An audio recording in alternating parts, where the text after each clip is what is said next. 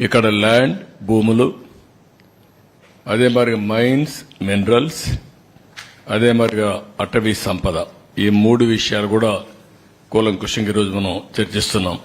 Next ఇక్కడ చూస్తే ఒక వినూత్నమైన పందా ఎంపిక చేసుకున్నారు నేరస్తులు, అందులో కూడా ఆర్థిక ఉగ్రవాదులు. ఎలాంటి పందాన్ని ఎంపిక చేసుకుంటారనుకోనికి ఇది ఒక ఉదాహరణ.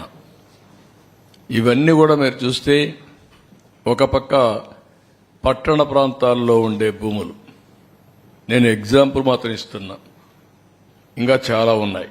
కావలి, నెల్లూరు, ఏ టౌన్ చూసినా, ఈవెన్ ధర్మవరం మీరు చూశారు మార్నింగ్ వాక్ ఏం చేశాడు.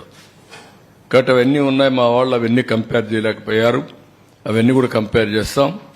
విశాఖపట్నం, ఒంగోలు, తిరుపతి, చిత్తూరు ఒకే స్టడీ, అంతవరకే ఇవ్వగలిగాం. అదే మరి కొత్తగా ఒక మెథడ్ ఎస్టాబ్లిష్ చేశారు. హౌస్ సైట్స్ పేరుతో ఎక్కడికక్కడ ఇష్టానుసారంగా అధికార దుర్వినియోగం చేసి ఆ కొండే భూమిని ముందే వీళ్ళు కొంటారు. ఒక స్మాల్ ట్రాన్సాక్షన్ చేస్తారు. ఆ ట్రాన్సాక్షన్ అబ్నార్మల్ గా చేస్తారు.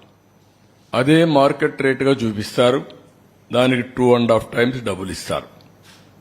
అంటే ఇది ఒక పెద్ద ఫ్రాడ్ చేసే పరిస్థితికి వచ్చారు. అవి కూడా ఎక్స్ప్లెయిన్ చేస్తాం కొన్నిటి వరకు. ఇంకొక పక్కన వీళ్ళ ఆఫీసులకి ఇచ్చేటప్పుడు అన్ని ఆఫీసులకి ఇవ్వాలి.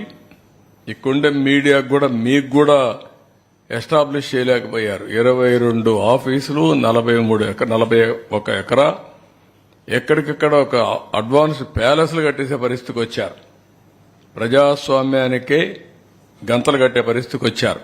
మీ అందరూ కూడా ఎవరు ఎక్స్పెక్ట్ చేయనటువంటి పరిణామం తీసుకొచ్చారు.